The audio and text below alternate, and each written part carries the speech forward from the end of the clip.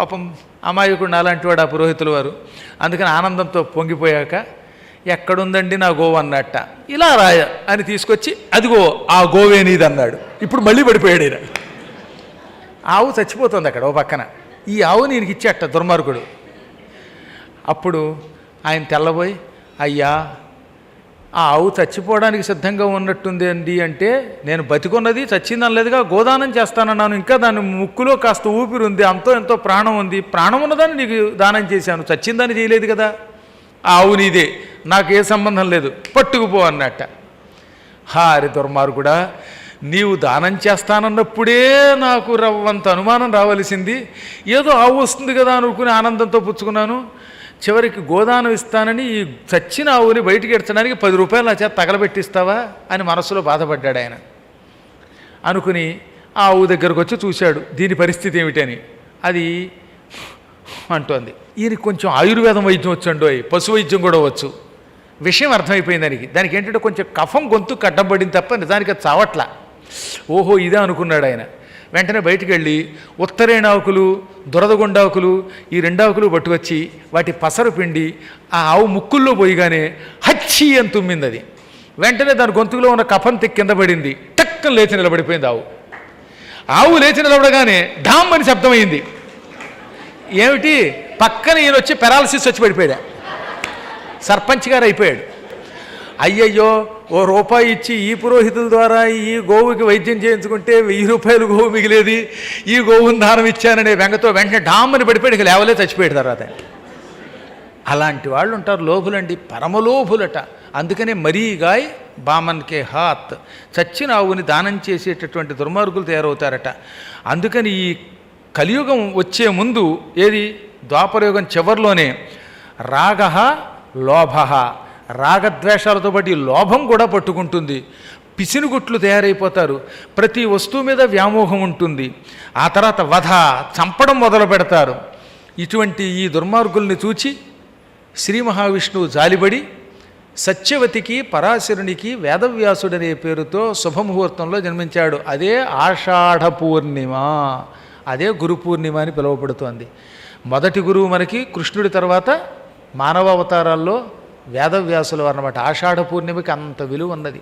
ఆ రోజు గురువుల్ని పూజించాలి. అందుకని ఆయన ఆషాఢమాసంలో పూర్ణిమ నాడు యమునా నదీ తీరంలో సరిగ్గా ద్వీపంలో పుట్టాడు గనక ద్వైపాయనుడు అన్నారు. ద్వీపంలో పుట్టాడు గనక, ఇసుక తిన్నెలో పుట్టాడు గనక ద్వైపాయనుడు. ఆయన కూడా కృష్ణుడిలా నీలంగా ఉంటాడు గనక కృష్ణద్వైపాయనుడు అన్నారు. వేదములను విభజించటం వల్ల వేదవ్యాసుడు అన్నారు. విభజ్య వేదాన్ చతురః శిష్యానధ్యాపయత్పురా. ఆ మహాత్ముడు ఇక కలియుగం వస్తున్నది. ఈ యుగంలో మానవులకి ఆయువు తక్కువ, బుర్ర తక్కువ అని గ్రహించేట. కలియుగంలో మానవులకి చాలా కష్టాలు వస్తాయి. అందులో ఏమేమి లక్షణాలు ఉంటాయన్నమాట? అలసులు, మందబుద్ధి బలులు, అల్పతరాయువులు, ఉగ్రరోగ సంకలితులు, మందభాగ్యులు, సుకర్మములెవ్వియు చేయజాలరీ కలియుగమందు మానవులు. ఈ కలియుగంలో ఉన్న మానవులు అలసులు, సోమరిపోతులై ఉంటారు. ఎక్కువ పని చేయడానికి ఇష్టపడరన్నమాట. ఎప్పుడూ విశ్రాంతి, పొద్దుట విశ్రాంతి, మధ్యాహ్నం విశ్రాంతి, సాయంత్రం విశ్రాంతి. అందుకే ప్రైవేటీకరణ అంటున్నారు విసిగిపోయి. ఏ విధంగా చూసినా వాళ్ళకి వీలున్నంత విశ్రాంతి అనమాట. ఆఖరికి ఉపన్యాసం టేబుల్లో కుర్చీలో కూర్చుని కూడా విశ్రాంతి తీసుకుంటారు కొంతమంది అంటూను. మా ఐదారిది ఇక్కడ నిద్రలో వస్తుందండి అప్పుడప్పుడు కొందరికి. నాకు ఆశ్చర్యం కలుగుతున్నమాట. ఇంత హాయిగా నేను పురాణం చెబుతూ ఉంటే వాడు నిద్రపోయాడంటే వాడి పూర్వజన్మ సుకృత పరిపాకం కాకేమిటి. అందుకని అలసులు, మందబుద్ధి బలులు, తెలివితేటలు చాలా తక్కువగా ఉంటాయన్నమాట. పూర్వం పుస్తకాలు అవసరం లేకుండా కంఠస్థం చేసి మస్తకం సమస్తంగా అన్ని పురాణాలు చెప్పేవారు, ఉపన్యాసాలు చెప్పేవారు, ఇతిహాసాలు చదివేవారు, మొత్తం వేదాలు అప్పచెప్పేవారు. ఇప్పుడు అన్నిటికీ పుస్తకం అనమాట. 3 రెళ్ళు ఎంత? 3 రెళ్ళ అండి, వండండి అని వెంటనే సెల్ ఫోన్ తీయటం. 3 × 2 6 అబ్బా ఎంత గొప్ప విషయం చెప్పారో మరి. 3 2s are 6 అని ఫిక్స్ అయ్యాడు అనమాట. ఏది? కంప్యూటర్ మీద ఆధారపడి. తల్లకిందులుగా ఎక్కాలి చెప్పేవారు పూర్వం అనమాట. కింద నుంచి చెప్పేవారు పైకి. టక్క టక్క టక్క టక్క చెప్పగానే ఓహో 4 × 4,32,000 సంవత్సరాలు ఎంత అంటే టక్కని చెప్పేసేవాడు అనమాట. ఇప్పుడు ఎలా చెప్తున్నారండి? ఏమి చెప్పట్లా, అన్నిటికీ క్యాలిక్యులేటర్లే, జ్ఞాపక శక్తే పోతుందన్నమాట. ఆఖరికి ఇంటి అడ్రస్ తెలియదు వాడు. ఇంటి అడ్రస్ రోజు వెళ్ళి ఆఫీసు నుంచి ఇంటికి రావడానికి జీపీఎస్ పెడతాడనమాట. ఆఫ్టర్ 1 మైల్ టేక్ లెఫ్ట్, మళ్ళీ దిక్కుమాల కన్నపిశాచం వాటి. ఇంటికి వెళ్ళేవాడు రోజు గచ్చిబౌలుకో పిచ్చిబౌలుకో ఉప్పలకో ఇంకో తోటకో వెడుతున్నవాడికి ఆ మాత్రం కొంప అడ్రస్ తెలియదా? ఎప్పుడు అడిగినా కొంప అడ్రస్ తెలియదు అంటాడు. ఎప్పుడు అడిగినా అదేదో పెట్టండి అండి అంటాడు, ఫోన్లో పెట్టండి అంటాడు, రూట్ మ్యాప్ పెట్టండి అంటాడు, జీపీఎస్ పెట్టండి అంటాడు. ఇంకేం మనుషులండి వీళ్ళు? నా అనుమానం ఇంకా కొద్ది రోజులు పోయేసరికి ఏమో తెలుసా, వాళ్ళ ఆవిడ గుర్తించడానికి మా ఆవిడకి ఒక ఏదైనా గుర్తు పెట్టాడు, కోడ్ పెట్టండి అంటాడు. అప్పుడు ఆ కోడ్ నొక్కితేనే వాళ్ళ ఆవిడని తెలుస్తుందన్నమాట. కోడ్ నొక్కి are you really my wife అంటాడు. అప్పుడు ఆవిడకి మండి నైఫ్తో పొడుస్తుంది. ఇక వీడికి లైఫ్ ఉండదు. అవునా కాదు? ఇందులో మీకు తెలుస్తుందా లేదా? మీ ఇంటి అడ్రస్ ఎంతమందికి తెలుసు? ఇవాళ గట్టిగా గుంటూరు రోజు వస్తున్న వాళ్ళకు కూడా సంపత్ నగర్లో ఈ గుడికి రావాలంటే మళ్ళీ ఆటోమేటిక్ ఇది పెట్టుకోవాల్సి వస్తుందంటే ఎంత కర్మయోగం అండి ఇది. ఇంకా మీకు పుస్తకాలు మాట దేవుడికి మస్తకాలు పనిచేస్తున్నాయా? అలా తయారైపోతారు కలియుగంలో అన్న చెప్పిన మాట నిజమైపోతుందన్నమాట. అన్నీ మర్చిపోతున్నారన్నమాట. ఒక దుస్థితి చెప్పనా మీకు, చాలా ఆవేదనతో చెబుతున్నమాట. ఒక ఆయన విశాఖపట్నంలో ఉద్యోగం, వాళ్ళ ఆవిడ గుంటూరులో ఉద్యోగం. ఈ ఇద్దరు అతి కష్టం మీద అప్పుడప్పుడు కలుసుకునేవారు. ఆయన శనివారం బయలుదేరి ఇక్కడికి వచ్చేవాడు, ఆదివారం నాడు ఇంట్లో కాసేపు పడుకునేవాడు, మళ్ళీ రాత్రికి ఎక్కి సోమవారానికి వైజాగ్ వెళ్ళిపోయేవాడు. అప్పట్లో సింహాద్రి ఎక్స్ప్రెస్ బాగా నడుస్తూ ఉండేది కదా, దాంట్లో వచ్చేవాడు అనమాట. శనివారం సింహాద్రి, మళ్ళీ సోమవారం సింహాద్రి, లేకపోతే ఆదివారం రాత్రికో. ఓ రోజున వాళ్ళ అబ్బాయి వాళ్ళ నాన్నని చూచి ఎక్స్క్యూజ్ మీ, మిమ్మల్ని ఎక్కడో చూసినట్టుంది, మీరు ఎవరని అడిగాడు. ఇది జరిగింది. ఆయనకి మతిపోయి ఇలా జుట్టు పట్టుకుని నేను రా మీ డాడీనంటే, నాన్న అంటే నువ్వేనా? నాన్న వచ్చింది అంటున్నాడు వాళ్ళ అమ్మతో. అంటే పురుషుడో స్త్రీ కూడా మర్చిపోయాడు. నాన్న వచ్చాడు కదా, వచ్చింది అన్నాడు. పాపం ఇలాగే బొంబాయిలో ఉద్యోగం చేస్తున్న వాళ్ళకి చాలామందికి తల్లిదండ్రులు ఎవరో తెలియదు, ఎప్పుడూ ప్రయాణాల్లోనే ఉంటారు. సాఫ్ట్వేర్ అనే పేరుతో ఈ హార్డ్వేర్లో కూర్చుని కళ్ళు అలా వాచిపోయి బుర్ర పాడైపోయి వాడు మర్చిపోయి రాత్రి ఎప్పుడన్నా బెర్త్ ఎక్కి గుర్రు అని ఆ బెర్త్ నుంచి కింద కూడా పడిపోతున్న వాళ్ళు ఉన్నారు. ప్రశాంతి ఎక్స్ప్రెస్ ఎక్కితే అశాంతి అయిపోతుంది. సెకండ్ ఏసీలో పైన పడుకున్నటువంటి వాడు గురకబెట్టి కింద పడిపోయాడు. ఇలా స్థూలకాయలు అయిపోతున్నారు, నపుంసకులు అయిపోతున్నారు. ఏమి డబ్బు సంపాదిస్తున్నారో కానీ జబ్బులు తప్ప ఆరోగ్యంగా ఆనందంగా ఎంతమంది బతుకుతున్నారండి? ఎంతమందికి జ్ఞాపక శక్తి ఉంటుంది? ఎంతమందికి కుటుంబంతో బంధం ఉంటుంది? ఎంతమంది సుఖంగా బతకగలుగుతున్నారంటే ఈ కలియుగంలో చెప్పలేకపోతున్నాం పాపం. అందుకనే మందబుద్ధి బలులు, అల్పతరాయువులు, ఆయువుతో కూడా తక్కువే. ద్వాపరయుగంలో 132 ఏళ్ళు కనీసం బతికారని చెప్పానా? త్రేతాయుగంలో కనీసం 3000 ఏళ్ళు బతికారు, కనీసం అని చెప్పేది, ఇంకెక్కువ బతికొచ్చు. కానీ ఇప్పుడు అది లేదు, పరమాయువు లేదు. అందుకే కలియుగంలో ఆయువు ఇంత అని చెప్పడానికి వీల్లేదు. ఎప్పుడు ఎవడు ఎలా చచ్చిపోతాడో తెలియదు. 100 ఏళ్ళు అండవే కానీ 100 ఏళ్ళు ఉండేవాళ్ళు ఎవ్వడూ ఉండడట. ఎక్కడో కొన్ని కోట్లలో ఒక్కడు ఒక 100 ఏళ్ళు బతుకుతున్నాడు. మిగతా వాళ్ళంతా 25 ఏళ్ళకి, 30 ఏళ్ళకి, 50 ఏళ్ళకి, 5 ఏళ్ళకి, 70 ఏళ్ళకి, 80 ఏళ్ళకి పోయేవాడే కానీ ఖచ్చితంగా 100 ఏళ్ళు బతికిన తర్వాత మరణించేవాళ్ళు ఈ కలియుగంలో ఉండరు. కనుక వీళ్ళంతా అల్పతరాజువులు, ఉగ్రరోగ సంకలితులు.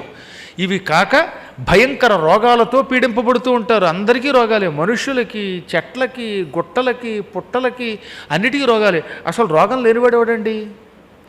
నీ రోగులు లేరు, అంతా రోగులే. కానీ ఇవి సరిపోక దిక్మాల చేయని వాళ్ళు కొత్త రోగాలు ఒకటి సృష్టించడం, దాంతో ఏడాది పాటు లాక్డౌన్. మనకి ఎన్ని కష్టాలు వచ్చాయి. మందభాగ్యులు, భాగ్యం కూడా తక్కువే. నిజమైన సంపద ఉండదు, డబ్బులుంటూ ఉంటాయి తప్ప ఆనందం, సుఖం, శాంతి ఇవేమీ ఉండవు. అందువల్ల భాగ్యహీనులు, మంచి పనులు చెయ్యలేరు. తెలివితేటలు తక్కువగా ఉన్న ఇలాంటి వాళ్ళు అనేక శాస్త్రములు చదువుకుని సందేహములు తీర్చుకోలేరు. గనుక వీళ్ళను దృష్టిలో పెట్టుకుని ముందు వేదములను ఋగ్వేదము, యజుర్వేదము, సామవేదము, అధర్వణ వేదము అని 4 వేదములుగా వేదవ్యాసుడు విభజించాడు. అప్పటికీ వేదముల వల్ల కూడా వాళ్ళకి ప్రయోజనం తగ్గిపోయిందని ఈ వేద సారము పురాణముల రూపంలో అందించాడు. పురాణాఖ్యం సుధారసం, పురాణం అనే ఒక అమృత రసాన్ని మనకు అందించాడు. ఆ అద్భుతమైన పురాణములు వరుసగా మత్స్య, మార్కండేయ, భవిష్య, భాగవత, బ్రహ్మాండ, బ్రహ్మవైవర్త, వరాహ, వామన, వాయు, విష్ణు, అగ్ని, నారద, పద్మ, లింగ, గరుడ, కూర్మస్కాంద పురాణములని 18 పురాణాలు. ఈ 18 పురాణాల్లో కూడా మళ్ళీ కొంత అనుమానాలు ఉంటున్నాయని మళ్ళీ ఇవి తీర్చడం కోసం 18 ఉపపురాణములు అందించాడు. ఆ తర్వాత స్మృతులను కూడా ఇచ్చాడు, సంహితలు ఇచ్చాడు, బ్రహ్మసూత్రాలు ఇచ్చాడు. ఇచ్చి వేదవ్యాసుడు కలియుగ మానవుల్ని అనుగ్రహించాడు. ద్వాపరయుగం చివరిలో ఉన్న వాళ్ళని, ఇటు కలియుగం వాళ్ళని అందరినీ అనుగ్రహించాడు. ఆ మహానుభావుడికి మనం ఎప్పుడూ కృతజ్ఞులమై ఉండాలి. వ్యాసుడే లేనినాడు ఈ ప్రపంచం ఎప్పుడో ఇంకా పూర్తిగా నాశనం అయిపోయేదట. అందుకనే ఆ రోజుల్లో ఏది ద్వాపరయుగం 2వ పాదంలో వ్యాసో నారాయణో హరిహి, నారాయణుడు హరి వ్యాసుడి రూపంలో పుట్టాడు అని రోజు భక్తి శ్రద్ధలతో ఆయన తలుచుకునేవారట. ఇక ఇది కాక ద్వాపరయుగము నుంచి కలియుగం వచ్చే సంధికాలం ఒకటి ఉన్నది. అంటే శ్రీకృష్ణ పరమాత్మ శరీరము విడిచిపెట్టే ముందు, కొంచెం ముందు మొదలయ్యి ఆయన శరీరం విడిచిన ఏడాది వరకు, కృష్ణుడు మొత్తం 125 ఏళ్ళు కదా తన అవతారాన్ని ఉంచినది కాలం. అందులో 124వ ఏడు ప్రవేశించగానే మళ్ళీ కృష్ణుడి శరీరం విడిచిపెట్టి ఇంకో ఏడాది గడిచే ముందు దాన్ని సంధికాలం అంటారు. ద్వాపర కలియుగముల సంధి. ఆ కాలంలో అతి భయంకరమైన కలిపురుషుడు ప్రవేశిస్తాటండోయ్. ద్వాపరస్యాంశేషేణ ప్రతిపత్తి కలేరపి హింసాసూయానృతం మాయా వధస్యైవ తపస్వినాం ఏతే స్వభావాస్తిష్యస్య సాధయంతి చ వై ప్రజాః ఏష ధర్మః కృతః కృత్స్నో ధర్మశ్చ పరిహీయతే. ద్వాపరయుగం శేషించి కలి ప్రారంభమవుతున్న కాలం అత్యంత భయంకర కాలం. ఆ కాలంలో కలిపురుషుడు విజృంభిస్తాడు, హింస పెరిగిపోతుంది. ఎక్కడికక్కడ ఒకళ్ళొకళ్ళు మాటలతో తిట్టుకుంటారు, లేదా నరుక్కుంటారు, పొడుచుకుంటారు, రహస్యంగా చంపుకుంటారు. హింస తప్ప మరొకటి ఉండదు. ముఖ్యంగా జంతువుల్ని, పిట్టల్ని బతకనివ్వకుండా పొట్ట పెట్టేసుకుంటారట. పిల్లుల్ని కూడా తినేస్తారన్నారు, బల్లుల్ని కూడా తినేస్తారట. అది నిజం, మన కళ్ళ ముందు కనపడుతుందిగా. ఎక్కడో చైనా దాకా వెళ్ళక్కర్లా, ఇక్కడే బల్లులు తింటున్న వాళ్ళని, పిల్లులు తింటున్న వాళ్ళని, పందులు తింటున్న వాళ్ళని మన కళ్ళెదురు కూడా చూస్తూ అంటే ఇంక మళ్ళీ చైనా దాకా వెళ్ళడం ఎందుకు? అది ఇది అనే తేడా లేకుండా ఒకళ్ళనొకళ్ళు తింటారు. ఒక్క మనిషి మాంసం మాత్రం రహస్యంగా తింటారట కలియుగంలో. మనుషులు కూడా తింటున్నారు తెలిసిన మీకు. మొన్నే ఓ చోట ఒక మాంసం కొట్లో కుళ్ళిపోయిన శవాలు, మనుషుల యొక్క మాంసాలు శ్మశానంలో పూడ్చిపెట్టిన వాటిని పట్టుకొచ్చి మేక మాంసాలు వాటిలో కలిపి అమ్మేశారని రాశారు. చూశారు మీరు, చూడండి. పేపర్లో వార్తలు చదువుతున్నారుగా మీరు. అన్యాయంగా ఈ మాంసాలు కూడా పెడుతున్నారని. కాబట్టి ఏదో మేక మాంసం అమ్మేస్తున్నాడని తోక కనబడుతోంది, తలకాయ పెట్టాడు అనుకోకండి. మేకతో పాటు మన పేకలు కూడా అక్కడ ఉన్నాయి. ఎవడందులో ఉన్నాడో, ఎవడదృష్టం బాగుండి ఎవడెవడ గడుపులోకి వెళ్ళాడో తెలియదు. అందుకని జీర్ణం వాతాభిజీర్ణం అని అగస్తుళ్ళు అనుకుని తినేయటమే శుభ్రంగా. ఈ విధంగా హింస పెరిగిపోతుంది. ఈ హింస కూడా మానసిక హింస, శారీరక హింస అని 2 రకాలు. మానసికంగా హింసించడం మరీ డేంజర్ అండి. తెగ తిట్టేస్తుంటారు కొంతమంది. ఆ మధ్యన ఒక ఆవిడ డ్రైవర్ని తిట్టింది. ఎందుకో తెలుసా? దిక్కుమాలాడా, మా ఏసీ కారులో ప్రయాణిస్తున్నావురా అందట. ఏమంటే డ్రైవర్ ఏసీ కారులో ప్రవేశించకుండా ఎలాగండి? ఇప్పుడు మీకు నాకు ఎవరికో కారు ఉంది, కారు నడుపుతాడు, నడిపిన వాడిని ఏసీ కారులో వెళ్ళిపోతున్నావా అంటే వాడు ఏసీ కారులో వాడు వెళ్ళకపోతే మనం ఎలా పెడతాం? పోనీ వాడు ఒక్కడికి ఏసీ తీసేసి మన ఒక్కడికి ఎలా వేస్తారు అంటే వెనక సీటుకి అడ్డం ఏదైనా పెట్టాలన్నమాట. ఇక ఇంతకంటే అన్యాయం ఉందా? ఇంత అసూయ, డ్రైవర్ మీద అసూయ ఏమిటి, లేకపోతే ఇంకెవడి మీద అసూయ ఏమిటి? ఇలా మానసికంగా వాళ్ళ మీద కోపం పెట్టుకుని తిడుతూనే ఉంటారట వాళ్ళని. ఇటువంటి హింస ఈ కలియుగంలో పెరిగిపోతుంది. ఒకసారి బాగా ఆలోచిస్తే మీకు అర్థమవుతున్నమాట. అందుకని రోజు డ్రైవర్ని తిట్టేదిట. ఓ మినిస్టర్ గారి భార్య అన్నమాట. పైగా ఆవిడ దిక్కుమాలాడమ్మా, ఆయనతో పాటు ఏసీలో వెళ్ళిపోతున్నావరా, నువ్వు ఫ్లైట్లో వెళ్ళిపోతున్నావురా అంటే వాడు ఏం చేస్తాడండి? ఆయనతో పని చేయాలి, వెళ్ళాలి, ఏం చేస్తాడు? పోనీ డ్రైవర్ ఎక్కర్లేకుండా ఈ మంత్రిగానే వెళ్ళమని వదిలిపోయాయి. ఈయనకి డ్రైవింగ్ రాదు, ఎన్ని సమస్యలు వస్తాయి దానివల్ల. ఇటువంటి ఈర్ష్యతో కూడిన తిట్లు కూడా హింస అన్నారు. మానసికమైన తిట్లు ఎక్కువ వస్తాయట. అసూయ, అసూయ కలియుగంలో ఎక్కువగా ఉంటుంది. కలియుగంలో మామూలు అసూయ కాదనమాట, భీకరమైన అసూయ. అసూయ అంటే తెలుసుగా, గుణేషు దోషారోప అసూయ, మంచిలో చెడ్డ వెతకడం. అంటే ఒక ఆయన పట్టుకొచ్చి మంచినీళ్ళు అక్కడ పెట్టాడు అనుకుందాం, కాసేపు నా మీద అభిమానంతో గురువు గారు అని మంచినీళ్ళ సీసా పెట్టగానే పెట్టాడులే, ఎక్స్పైర్ అయిపోయిన సీసాని ఏం చేయాలో తెలియక నాకు తోసేసాడంటే అది అసూయ. అంటే పాపం వాడికి ఏదో అభిమానం కలిగి మంచినీళ్ళని పెట్టాడు, ఆ మంచినీళ్ళు పెట్టినందుకు పొగుడు, కానీ వాళ్ళ ఇంట్లో సీసాలు ఎక్కువైపోయండి, అవన్నీ ఎక్స్పైర్ అయిపోయండి, ఏం చేయాలో తెలియక నాకు అంటగట్టాడండి అని ఆ మంచినీళ్ళల్లో ఈ చెడ్డని వెతికితే దాన్ని ఏమంటారు? అసూయ అంటారు. అలాగే ఒక ఆవిడకి ఏదో ప్రేమ కలిగింది, మైసూరు బజ్జీ వేసి పెట్టింది. ఆ మైసూరు బజ్జీ కొంచెం కనపగాలి చల్లారింది అనుకోండి, ఆవిడకేదో జాలి కలిగే పెట్టిందిగా బజ్జీ, అది మైసూరు బజ్జీ. కానీ వీడు ఆ మైసూరు బజ్జీని ఉసూరు బజ్జీగా మార్చేసి, అది కిందటి ఏడాది వండిన బజ్జీలండి, ఏం చేయాలో తెలియక నా మొహాన కొట్టిందండి అని ఆ మంచిలో చెడ్డనే ఆరోపిస్తే దాన్ని అసూయ అంటారు. కొంతమంది మీరు ఏం చేసినా అందులో చెడ్డే వెతుకుతారు. ఒక ఆయన కొత్త పంచి పట్టుకొచ్చి కానుగ్గా ఇచ్చి పెట్టాడు, హాయిగా పంచి కట్టుకోవచ్చుగా. పెట్టాడండి పంచి, ఈ పంచి తద్దినానికి వాడికి ఎవరికో పెడితే అది నాకు అంటగట్టాడండి అంటాడు వీడు. పాప ఏదో మంచి పంచి పెట్టాడు, ఎందుకు పెట్టాలి, ఏదో పెట్టాడు, ఎందుకు ఆ మాట అనడం. అలాగే పాపం ఒక ఆవిడకి ఏదో ప్రేమ కలిగి సత్యనారాయణగా 2000 రూపాయలు నోటు ఇచ్చాడు అనుకోండి, ఆ నోటు తీసుకుని ఇది చిరిగిపోయిందండి అందుకే నాకు అంటగట్టాడండి అంటే అది అసూయ. ఆయన ఇస్తాడని కాదు, అసలు సహజంగా ఏదన్నా ఎందులోనైనా మంచిలో చెడ్డే వెతికితే, గుణములలో దోషమునే వెతికితే దాన్ని అసూయ అంటారు. ఇక అనృతం, అసత్యం తప్ప కలియుగంలో సత్యం పలికేవాళ్ళు చాలా తక్కువగా ఉంటారు. అన్నిటికీ అబద్ధాలే, అన్నిటికీ అసత్యాలు అనమాట. చిన్ని వాటికి. అన్నం తిన్నావా, అప్పుడే కొంచెం అన్నం తింటాడు వాడు కంచం నిండా, అయినా సరే తినలేదండి నేను నియమం అండి అండం. నేను ఎక్కడ బయట తినండి, అంత పూర్వం ఎప్పుడు హోటల్లో తిన్నట్టు, ఎందుకు అసత్యం? ఎప్పుడు తినలేదా? ఇప్పుడు నేనున్నాను, నేను ట్రైనింగ్ అవుతున్న రోజులు, ఆ రోజుల్లో తప్పదు, మేము హాస్టల్లో తినవలసి వచ్చింది. కాకపోతే ఇంత దరిద్రపు తిండి తినలేదు, కొంత నయం. కాబట్టి నేను చిన్నప్పటి నుంచి నియమనిష్టలతో బతికానంటే ఎలా కుదురుతుంది? ఇవాళ ఒక పీఠాధిపత్యం వచ్చాక మాకు నియమాలు సాగుతున్నాయి. నువ్వు ఒకప్పుడు తినలేదని అబద్ధం ఆడకూడదు. నువ్వెప్పుడు హోటల్లో నిజంగా తినలేదు, ఒకసారి గుండెల మీద చేసి చెప్పండి, ఇందులో ఎంతమందినా. బయటకు రాగానే మేము ఎక్కడ బయట తినం గురుదేవా అండంపై గురుదేవుడు మళ్ళీ అందులో. ఈ అసత్యములు మహాపాపం, గుర్తుపెట్టుకోండి. ఇలాంటి వాడారా వాడు గురుద్రోహి కింద లెక్క. అసత్యం ఆడద్దు, ఉన్నదన్నట్టు చెప్పండి. ఇప్పుడు మేము నియమంతో ఉంటామని చెప్పండి, ఎందుకు అబద్ధం ఆడడం? ఈ అనృతం కలియుగంలో అనుక్షణం ఆడుతూనే ఉంటారు.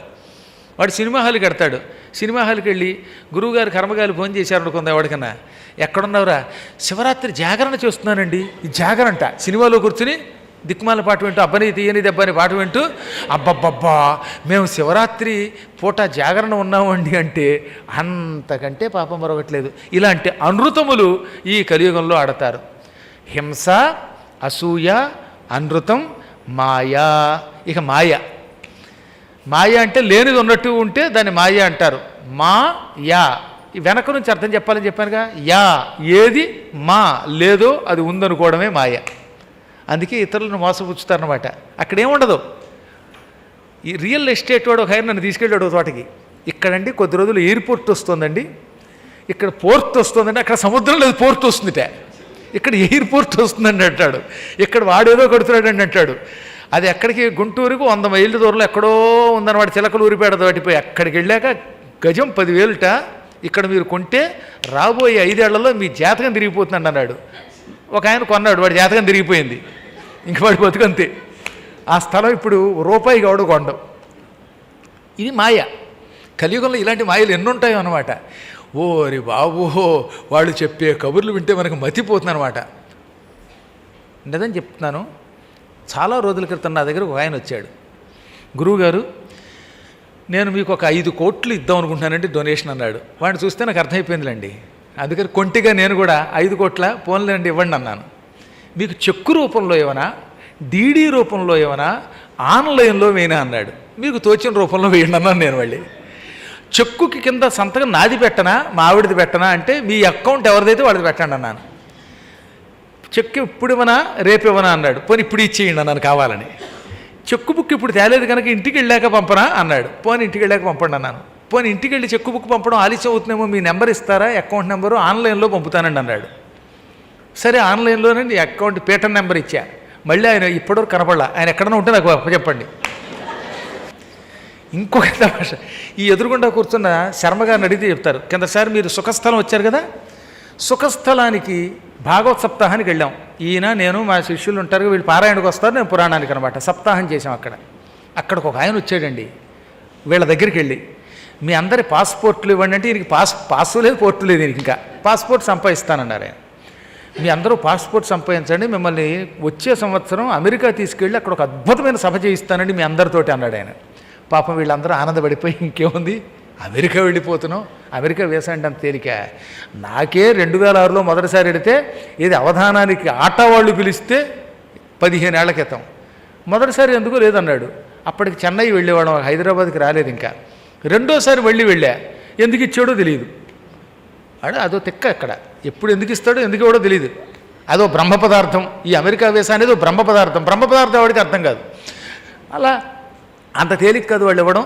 వీళ్ళందరినీ టెక్గా 10 మందిని మిమ్మల్ని బిజినెస్ క్లాస్లో తీసుకెళ్ళి మీ చేత ప్రోగ్రాం చేయించి ఇలాంటి సప్తాహాలు పారాయణ చేయిస్తాను. కానీ ఇక మా కూడా ఉన్నటువంటి వాళ్ళు ఆనందపడిపోయి మా జన్మధన్యం అయిపోయిందని కానీ నేను నవ్వి, ఈయన ప్రోగ్రాం అయ్యాక ఆయన మళ్ళీ ఫోన్ ఎత్తితే అప్పుడు చెప్పండి అన్న. నిజం అడగండి, ఇప్పటివరకు ఫోను లేదు, మళ్ళీ లేదా మనిషి ఏమయ్యాడో తెలియదు, అసలు ఆయన పేరు కూడా తెలియదు ఆవిడికి. ఇలాగా కబుర్లు చెబుతారు కొందరు. ఈ కబుర్లు చాలా ప్రమాదం. ఈ వ్యక్తులను మాయాస్వరూపులు అంటారు. ఇలా మాయ చేసేవాళ్ళు చాలామంది ఉంటారండి. కలియుగంలో అత్యంత ప్రమాదమైనది లేనిది ఉన్నట్టుగా చెప్పి మనల్ని మోసగించేటటువంటి వాళ్ళ లక్షణం, అదే మాయా. వధస్యైవ తపస్వినాం, మహాత్ములు చంపేస్తారు. గుళ్ళు అర్చకుని చంపేశారు కదా, ఆ మధ్యన చూశారు కదా మీరు, పూజారిని చంపేశారు పాపం. గుళ్ళు పడగొట్టేయటం, పుణ్యాత్ములు చంపేయటం, ఎక్కడ పడితే అక్కడ భీకరమైన తపస్సులను చంపేయడం, ఆశ్రమాలు చంపడం, లేదా పీఠాధిపతుల్ని చెరసాల్లో పెట్టడం. దరిద్రపు మతాల వాళ్ళేమో మన నెత్తి మీద ఎక్కి మనల్ని పరిపాలించటం. ఇది కలియుగం యొక్క లక్షణం. ఇవన్నీ కలియుగ లక్షణాలు. ప్రజలు భ్రష్టులైపోతారు. ధర్మశ్చ పరిహీయతే, ధర్మం నాశనం అయిపోతుంది, పరిక్షయం అయిపోతుందిట. హీయతే అంటే నశిస్తుంది, పరిహీయతే సర్వనాశనం అయిపోతుంది ధర్మం. ఎక్కడ చూసినా క్లేశములు. కలియుగంలో ఎక్కువగా మహాభయంకరమైన రోగాలతో కూడిన మరణములే ఉంటాయటండి. సుఖమరణం ఉండదు కలియుగంలో. కలౌ ప్రమారకో రోగ సతతం క్షుద్భయానిచ. కలియుగంలో మరణాంతక ప్రమాదకర రోగాలతో మరణిస్తారు తప్ప ఆరోగ్యంగా చచ్చేవాళ్ళు తక్కువ మంది ఉంటారు. ఎక్కడ చూసిన రోగాలే, ఎల్లవేళలా క్షుద్భయం, రేపెలాగా, ఆకలి ఎక్కడా, అన్నం ఎక్కడా అంటూ బాధపడుతూ ఉంటారు. ఆకలికి తట్టుకోలేక ఏ పాపమైనా చేస్తారు. వర్షములు అసలు కురవు లేదా తెగ కురుస్తాయి. అతివృష్టి అనావృష్టి వస్తుంది. దేశంలో కష్టాలు నష్టాలు పెరిగిపోతాయి. ధర్మశాస్త్రాలు తగ్గిపోతాయి. ఎక్కడ స్మృతుల మీద ప్రమాణ బుద్ధి ఉండదు. మన పురాణ శాస్త్రాలని పెద్దగా పట్టించుకునే వాళ్ళు ఉండవు, తగ్గిపోతారు. కంఠస్థం చేసిన వాళ్ళు కొద్దిమంది ఉంటారు. ఏ విధంగా చూసినా కష్ట నష్టాలు ఎక్కువైపోతాయి. ప్రజలు పరమాయువు లేకుండా చచ్చిపోతారట. నేను మీకు ముందే చెప్పాను కదా, కృతయుగంలో కనీసం 15,000 సంవత్సరాలు బతికారు. 15,000 సంవత్సరాల లోపు కృతయుగంలో చచ్చినవాడు ఉండేవాడు కాదు. త్రేతాయుగంలో మినిమం 3000 ఇయర్స్. అదే ద్వాపరయుగంలో 125, 125 ఏళ్లకి తక్కువ బతికినవాడు లేడు.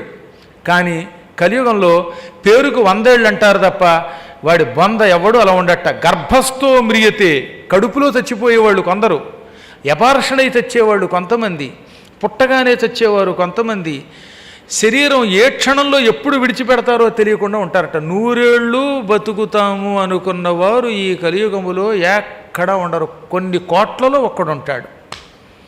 ఇంకా కొందరు తల్లి గర్భంలో, కొందరు యవ్వనంలో, కొందరు వార్ధక్యంలో, కొందరు రోగాలతో, కొందరు ఇతరుల చేతుల్లో మరణం పొందుతూనే ఉంటారు. కలియుగంలో అమాంతంగా కొత్త కొత్త రోగాలు వచ్చి పడిపోతూ ఉంటాయి. ఈ రోగముల వల్ల ఒకరికొకరు దూరం అయిపోతారు. గొప్పగా చెప్పాడు ఏమిటో తెలుసా, కొన్ని రోగాలు పుడతాయట. ఈ రోగం వల్ల భార్యాభర్తలు కూడా ఒకళ్ళతో ఒకళ్ళు దగ్గరికి వచ్చి మాట్లాడుకోరట. అదే ఇప్పుడు ఈ కరోనా. మొగుడు మూతికి గొడ్డ, ఇప్పుడు నేనంటే ఉపన్యాసంలో ఉన్నాను కాబట్టి మూతి గొడ్డ తీశాను, కానీ నేను అక్కడికి వెళ్తే మళ్ళీ ఈ గొడ్డ కట్టుకుని నేను ఎవరినో నాకే తెలియట్లేదు. నా ఫోటో తీసి మా వాళ్ళు ఇక్కడ పెడితే ఆ మధ్యన ఏమండి ఆయన ఎవరంటే నేనే అడిగా. కాబట్టి అప్పుడు మళ్ళీ కింద రాయాలన్నమాట, this is the photo of Padmakarji అని. కాలప్రభావం అది. భార్యాభర్తలు ఇద్దరు నిజంగా ఈ కరోనా కాలంలో, లాక్డౌన్ కాలంలో ఎక్కువ మంది దూరంగా ఆ గదిలో ఆవిడ, ఈ గదిలో ఈవిడే, మీకు మీరే మాకు మేమే అనుకున్నారట. ధైర్యం చేసి మాట్లాడుకుంటే అదో భయం. అన్నం తినేటప్పుడు గొడ్డలా తీసి తినేసి మళ్ళీ మూతిలో పెట్టుకోవడం, లోపల లోపల మళ్ళీ మూతి తీసి అనుకోవడం దండమే. ఈ విధంగా కలియుగంలో కనీసం దంపతులు కూడా దగ్గరకు వచ్చి మాట్లాడుకోలేని స్థితి వస్తుంది కొన్ని రోగాల వల్ల. దానివల్ల మనుష్యులు క్రమంగా నశించిపోతూ ఉంటారు. ఎవరికి ఎవరితో సంబంధం ఉంటుందో తెలియదు. ఇంకా భయంకరమైన మాట ఏం చెప్పాడో తెలుసా? కలియుగంలో దొంగలు మనల్ని పరిపాలిస్తారన్నాడండి. రాజవృత్తాహ స్థితాహ చోరాహ చోరాచారాశ్చ పార్థివాహ. పార్థివాహ అంటే ప్రభువులు. మనల్ని పరిపాలించేటటువంటి వాళ్ళల్లో చాలామంది దొంగలు జైళ్ళ నుంచి వస్తారు, వాళ్ళు వచ్చి మనల్ని పరిపాలిస్తారు. దొంగలే ప్రభువులు అవ్వడం వల్ల మనం కూడా దొంగ బతుకుతామట. నేను చెప్పలా. ఇదిగో 188వ పేజీ బ్రహ్మాండ పురాణంలో ఉన్నటువంటి ఈ శ్లోకం 43 నేను అందుకే ఇంపార్టెంట్ అని కూడా పెట్టాను. మీరు వ్యాసుడిని అడగండి, రాసిన వాడిని, చెప్పిన వాడిని, నన్ను కాదు అడగడం. మనం చూస్తూనే ఉన్నాం కదా, ఎక్కడ చూసినా మనల్ని పరిపాలించే వాళ్ళు ఎక్కువ మంది దొంగలే. కొంతమంది ఉంటారు మహాత్ములు, లేరని నేను అంటల్లా. ఎక్కువ మంది దొంగలను మనల్ని పరిపాలిస్తారట. ఎప్పుడు ఎవడు జైలుకి ఎడతాడో తెలియదు, ఎప్పుడు వచ్చి పరిపాలిస్తాడో తెలియదు. ఏమి రాశారండి వ్యాసుల వారు, కొన్ని వేల సంవత్సరాల క్రితం రాసేసాడు ఆయన. రాజులే దొంగలైతే ఇక ప్రజలు ఏమైపోతారు? ఇక వాళ్ళ దగ్గర పనిచేసేవాళ్ళు కూడా నీకెంత నాకెంత, నాకెంత నీకెంత అంటారట. అందరూ ఒకళ్ళనొకళ్ళు పొడుచుకుంటారు, ఒకళ్ళనొకళ్ళు నమ్మరు. ఎప్పుడు ఎవడు ఏ క్షణంలో ఎక్కడికి ఎడతాడో తెలియదు పొమ్మన్నారు. మాయావులై బతుకుతూ ఉంటారు. అంత భయంకరం ఈ కలియుగం అంటే. ఇంకా ఎవరు ఎవరిని నమ్మరు. భార్యకి భర్త మీద నమ్మకూడదు, భర్తకి భార్య మీద ఉండదు. సురాపానం తాగకుండా ఉండలేడు ఎవడు, మాంసం తినకుండా ఉండలేడు. గోవులు ఎక్కువగా చంపబడుతూ ఉంటాయి. విద్యా ప్రవృత్తి క్షీణిస్తుంది. సాధువులు కూడా మారిపోతారు, సన్యాసులు మారిపోతూ ఉంటారు. సన్యాసులు కూడా డబ్బు కోసం సన్యాసాశ్రమం సేకరిస్తూ ఉంటారు. ఈ సన్యాసులను చూచి కొంతమంది మారిపోతూ ఉంటారు. అబ్బా, ఇలాంటి భయంకర లక్షణాలు ఇంకా చాలా రాశారు. ప్రస్తుతానికి ఈ ఘట్టం ఇక్కడ ఆపుదాం. రేపటి నుంచి మళ్ళీ మిగతా కార్యక్రమాన్ని కొనసాగించుకుందాం. ఈ కలియుగ లక్షణాలు విన్నాం గనక ఒక్కసారి భగవన్నామస్మరణం అందరూ కూడా భక్తి శ్రద్ధలతో చెయ్యాలి, తప్పదు. ఎందుకంటే కృష్ణనామస్మరణం చేసి తీరాలట ఎప్పటికప్పుడు. ఈ విషయంలో వసుదేవసుతం దేవం